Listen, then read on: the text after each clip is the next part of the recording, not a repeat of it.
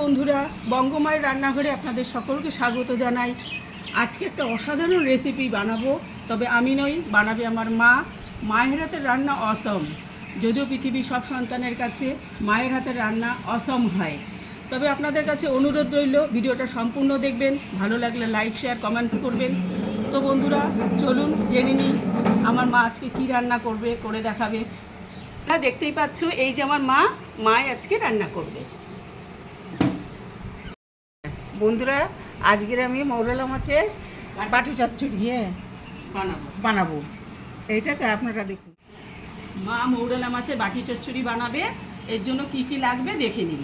মৌরলা মাছ, পেঁয়াজ বাটি, হলুদ, আলু কুচি, সর্ষে বাটা, লঙ্কার গুঁড়ি, টমেটো, এটা লঙ্কা, এটা লবণ, এই দিয়ে এটা বানাতে হবে।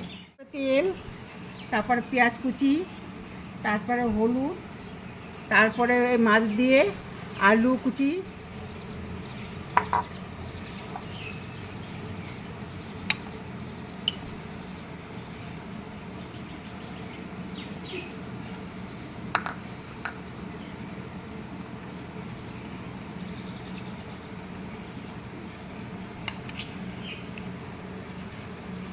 দেখেছি।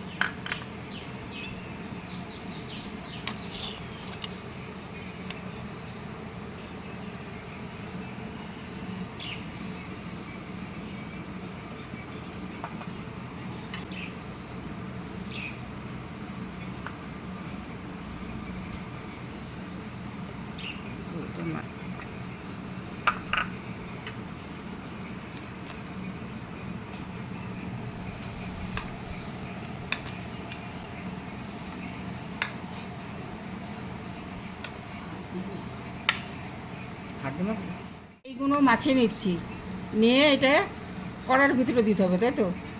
এটা বলবো, কড়ার ভিতরে দিয়ে তেল দিতে হবে, আর একটু তেল দিতে হবে, দিয়ে এইগুলো সব দিয়ে দিতে হবে, দিয়ে ঢাকা দিতে হবে, তারপরে, তাই তো?